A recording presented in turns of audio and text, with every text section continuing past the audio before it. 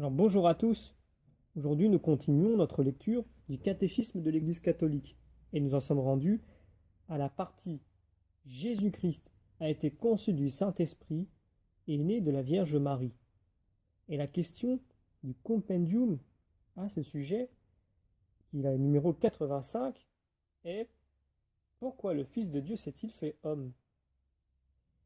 Eh bien le Fils de Dieu s'est incarné dans le sein de la Vierge Marie par l'opération du Saint-Esprit pour nous les hommes et pour notre salut, c'est-à-dire pour nous réconcilier, nous, pécheurs, avec Dieu, pour nous faire connaître son amour infini, pour être notre modèle de sainteté et pour nous rendre participants de la nature divine, comme nous pouvons lire en 2 Pierre, chapitre 1, verset 4. Et donc pour étayer nos propos, prenons les paragraphes 456 à 460 du catéchisme de l'Église catholique, et qui se trouve sous l'intitulé « Le Fils de Dieu fait homme, pourquoi le Verbe s'est-il fait chair ?» Donc avec le credo de Nicée-Constantinople, nous répondons en confessant « Pour nous les hommes et pour notre salut, il descendit du ciel. Par l'Esprit Saint, il a pris chair de la Vierge Marie et s'est fait homme. » Le Verbe s'est fait chair pour nous sauver, en nous réconciliant avec Dieu. Nous lisons en 1 Jean chapitre 4 verset 10 « C'est Dieu qui nous a aimés et qui a envoyé son Fils en victime de propitiation pour nos péchés. » Nous lisons 4 versets plus loin « Le Père a envoyé son Fils, le Sauveur du monde. » Ou encore « Celui-là a paru pour ôter nos péchés. » Saint Grégoire de Nice disait « Malade, notre nature demandait à être guérie, déchue à être relevée, morte à être ressuscitée. Nous avions perdu la possession du bien, il fallait nous la rendre. Enfermés dans les ténèbres, il fallait nous porter la lumière. Captifs, nous attendions un sauveur. Prisonniers, un secours. Esclaves, un libérateur. Ces raisons-là étaient-elles sans importance? Ne méritaient-elles pas d'émouvoir Dieu au point de le faire descendre jusqu'à notre nature humaine pour la visiter, puisque l'humanité se trouvait dans un état si misérable et si malheureux? Donc, le Verbe s'est fait chair pour que nous connaissions ainsi l'amour de Dieu.